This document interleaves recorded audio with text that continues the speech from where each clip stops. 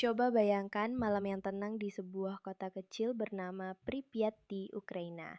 Saat itu masih tahun 1986, tepatnya malam tanggal 25 menuju 26 April.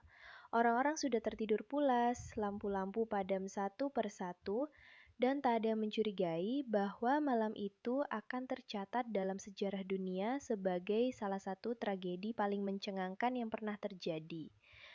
Pripyat bukan kota biasa. Ia adalah kota yang dibangun khusus untuk para pekerja dan keluarga mereka yang bekerja di pembangkit listrik tenaga nuklir Chernobyl yang letaknya hanya sekitar 3 kilometer dari pusat kota. Penduduknya sekitar 50.000 orang, mayoritas anak muda dan keluarga muda. Kota ini modern, punya taman bermain, kolam renang, sekolah, bioskop, semuanya dirancang dengan harapan cerah masa depan. Namun, malam itu, di reaktor nomor 4, sekelompok insinyur sedang menjalankan sebuah uji coba keamanan. Tujuan uji coba ini sebenarnya masuk akal. Mereka ingin memastikan bahwa turbin reaktor bisa tetap memproduksi listrik selama beberapa detik setelah terjadi pemadaman listrik. Cukup lama untuk sistem cadangan menyala. Tapi sayangnya, uji coba ini dilakukan dengan berbagai pelanggaran prosedur. Para operator di bawah tekanan dari atasan untuk menyelesaikannya malam itu juga. Anatoly Dyatlov, salah satu wakil kepala teknisi, menjadi tokoh penting malam itu.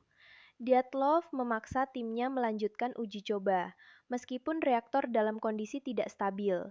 Instruksi keselamatan diabaikan, peralatan dimanipulasi, hingga akhirnya pada pukul 1.23.40 dini hari segalanya berubah.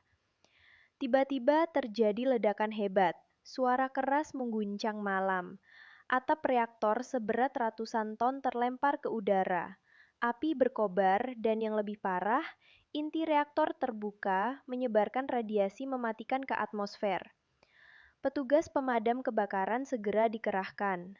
Mereka datang dengan baju biasa, tanpa perlindungan radiasi. Mereka mengira ini hanya kebakaran biasa, tapi tidak. Mereka tidak tahu bahwa mereka sedang berjalan langsung ke dalam bencana nuklir. Beberapa jam kemudian, warga Pripyat bangun karena cahaya merah di langit dan suara helikopter. Tapi mereka masih belum tahu apa yang sebenarnya terjadi.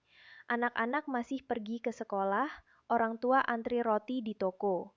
Banyak dari mereka berdiri di jembatan yang kini dijuluki Jembatan Kematian, menyaksikan reaktor yang terbakar. Mereka tidak tahu bahwa mereka sedang mandi dalam sinar radioaktif. Baru 36 jam kemudian, pemerintah Soviet mengeluarkan perintah evakuasi. Warga Pripyat diberitahu bahwa mereka akan pergi hanya untuk beberapa hari. Jadi mereka disuruh membawa pakaian secukupnya. Tapi mereka tidak pernah kembali.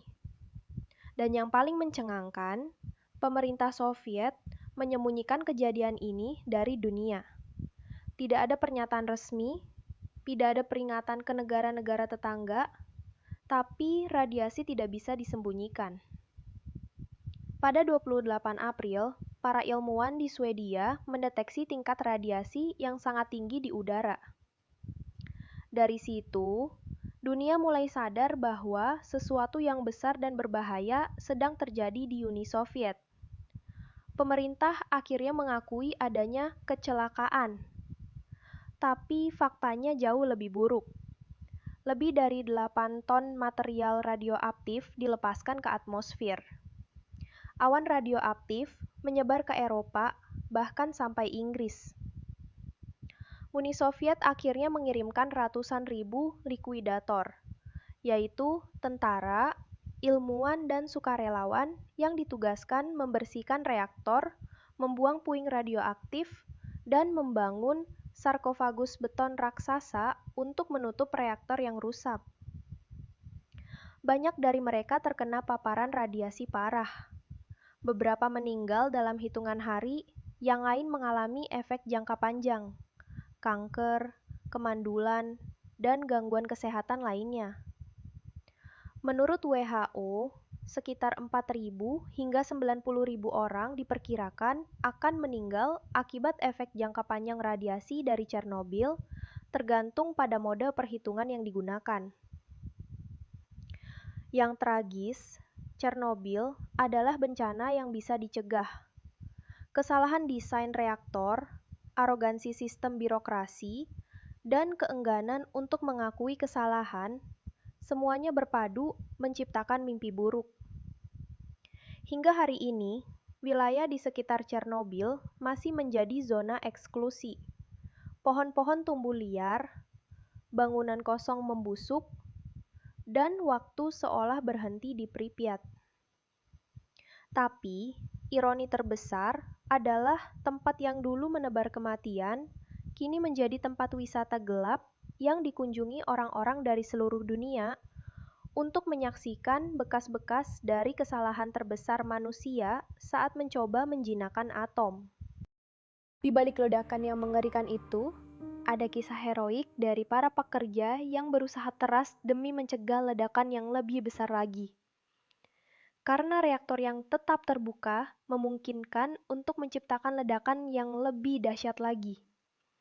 Tapi, ada 3 orang pekerja yang bekerja di pembangkit listrik tenaga nuklir tersebut menemukan cara untuk mencegah hal tersebut. Tepat beberapa hari setelah tragedi dahsyat di pembangkit listrik tenaga nuklir Chernobyl pada tahun 1986, 3 pahlawan mempertaruhkan hidup mereka dalam misi berani yang tidak hanya mencegah bencana apokaliptik, tetapi juga menyelamatkan jutaan nyawa. Dikenal sebagai trio Chernobyl, Insinyur Alexei Ananenko, Valery Bespalov, dan Boris Baranov menghadapi tantangan terbesar dalam hidup mereka. Ketika petugas pemadam kebakaran berjuang keras untuk memadamkan api dan mendinginkan reaktor yang terbakar, mereka menemukan bahwa air yang mereka pompa mulai membanjiri ruang bawah tanah yang penting. Disinilah letak katup-katup vital yang mengendalikan cairan pendingin reaktor.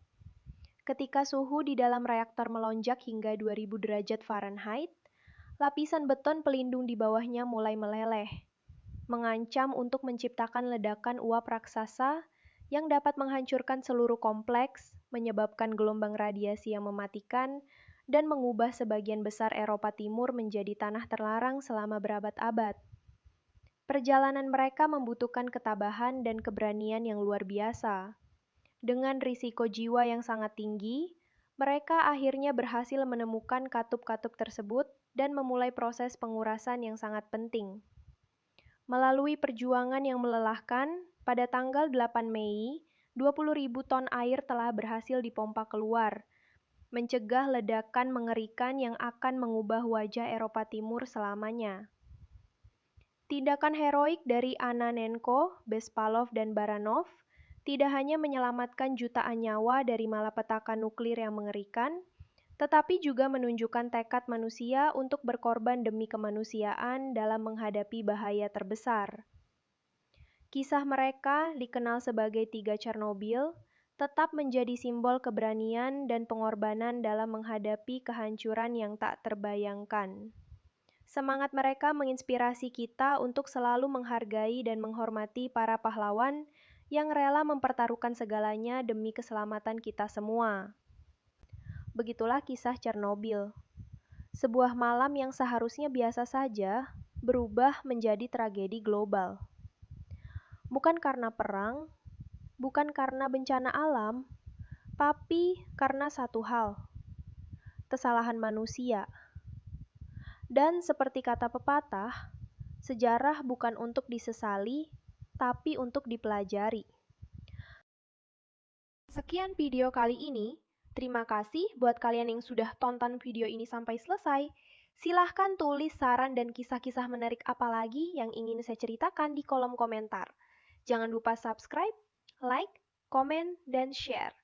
Serta nyalain tombol loncengnya agar kalian dapat notifikasi kalau nanti aku upload video baru.